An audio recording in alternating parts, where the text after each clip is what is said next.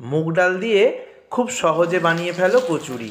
কচুরি নিশ্চয়ই আগে অনেক রকম খেয়েছো, তবে মুগ ডালের কচুরি হয়তো এর আগে ট্রাই করোনি। একবার হলেও বাড়িতে থাকা মুগ ডাল দিয়ে সম্পূর্ণ নিরামিষে এই কচুরি একবার বানিয়ে দেখো, কথা দিচ্ছি এই কচুরির কিন্তু প্রেমে পড়ে যাবে।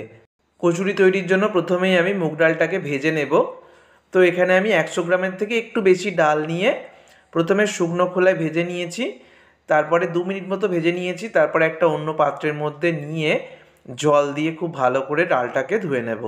এইভাবে মুগ ডালকে কিন্তু অবশ্যই শুকনো খোলায় ভেজে ধুয়ে নেবে। তারপর একটা কড়াইয়ের মধ্যে মুগ ডালটাকে সিদ্ধ হতে দিচ্ছি। মুগ ডালের মধ্যে খুব সামান্য লবণ আর সামান্য হলুদের গুঁড়ো দেব, আর দেব পরিমাণ মতো জল। জল দিয়ে এবার মুগ ডালটাকে আমি সিদ্ধ হতে বসিয়ে দেব। তো ঢাকা দিয়ে দেবো, আর যখন ফুটে উঠতে শুরু করবে তখন ঢাকাটা সরিয়ে দেব। মুগ ডালটা সিদ্ধ হতে থাক, ততক্ষণে ময়দাটা মেখে নেবে। এটা তোমরা আটা দিয়েও করতে পারো, আবার আটা ময়দা মিশিয়েও করতে পারো। আমি ময়দা দিয়েই করছি। 1.5 বাটি মতো ময়দা এখানে আমি নিলাম, আর এই ময়দার মধ্যে দিয়ে দিচ্ছি অল্প লবণ আর চিনি। চিনি আর লবণটাকে খুব ভালো করে মিশিয়ে নিলাম। এবারে 3 বড় চামচ মতো সাদা তেল ময়ানের জন্য দিয়ে দিলাম। ময়ানটা একটু বেশি করে দিতে হবে। খুব ভালো করে তেলটাকে মিশিয়ে নিচ্ছি।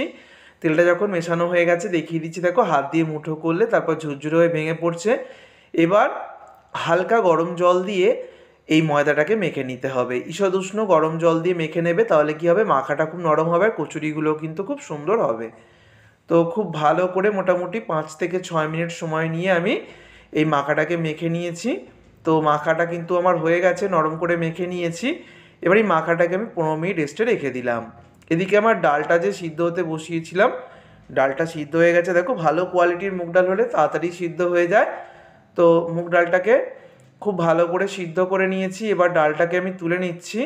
তারপরে ওই কড়াইয়ের মধ্যেই দিয়ে দিচ্ছি সাদা তেল, এটা সর্ষের তেলেও করতে পারো। তার মধ্যে হিং ফোড়ন দিচ্ছি, আর দিয়ে দেবে একটু আদা বাটা। সম্পূর্ণ নিরামিষে আমি দেখাচ্ছি। তো হিং আর আদাটাকে একটু নেড়ে চেড়ে নেব তেলের মধ্যে। তারপরে যে ডালটাকে সিদ্ধ করে নিয়েছিলাম, সেই সিদ্ধ করা মুগ ডালটা দিয়ে দিলাম।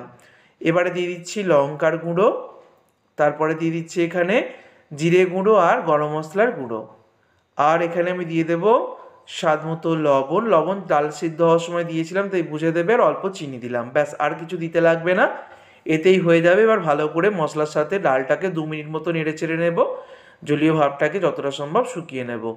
তো দেখো ডালটা কিন্তু আমার রেডি হয়ে গেছে। 5-6 মিনিটের মধ্যেই ডালটা রেডি হয়ে যাবে। তো এবারে আমি এটাকে তুলে নিচ্ছি। তুলে নিয়ে একটা প্লেটের মধ্যে রেখে এটাকে চাড়িয়ে দেবো। পুরটাকে কিন্তু সম্পূর্ণ ঠান্ডা করে নিতে হবে। তো পুরটা ঠান্ডা হতে দিলাম। এদিকে 15 মিনিট আমি ময়দাটাকে মেখে রেস্টে রেখে দিয়েছিলাম। 15 মিনিট পর আর একবার খুব ভালো করে মেখে নিচ্ছি, মিনিটখানেক মতো। তারপরে মাখাটা থেকে লেচি কেটে নেব। কচুরির লেচি একটু বড় বড় করেই কাটছি। তারপর হাত দিয়ে লেচিগুলোকে গোল গোল করে নেব, করে চ্যাপ্টা করে নেব। পুর ভরার জন্য এইভাবে করে নেব খুব সহজেই। তো এইভাবে করে আমি সবগুলোকেই করে নিয়েছি। এবার দেখো কিভাবে পুর ভরতে হবে সেটা দেখাচ্ছি। এরকম পকেটের মতো করে নেব, যেরকম পিঠে তৈরি করার সময় আমরা করি। করে নিয়ে তারপর মাঝখানে আমি বেশ কিছুটা পুর দিয়ে দিলাম। পুরটা কিন্তু অনেক বেশি দেবে না, আবার একদম কম দিলেও ভালো লাগবে না। তারপর দেখো দুটো দিক থেকে টেনে ধরে এরকম পিঠের মতো করে মুড়ে দেব। তারপর দুটো দিক থেকে টেনে ধরে গোল করে ঘুরিয়ে পেঁচিয়ে দেব, দিয়ে মাঝখানটা চেপে দেব। তারপর একটা হাতের সাহায্যে মুঠো করে দুটো হাতের সাহায্যে চ্যাপটা করে নিলেই কিন্তু খুব সুন্দরভাবে শেপ দেওয়া হয়ে যাবে। এইভাবে করলে কিন্তু পুরো একটু বাইরে বেরিয়ে আসবে না। এইভাবে সবগুলোকে করে নিয়েছি, মানে পুর ভরে নিয়েছি, দেখতেই পাচ্ছ পুর ভরে নিয়েছি। এবার একটা বেলে আমি দেখাচ্ছি।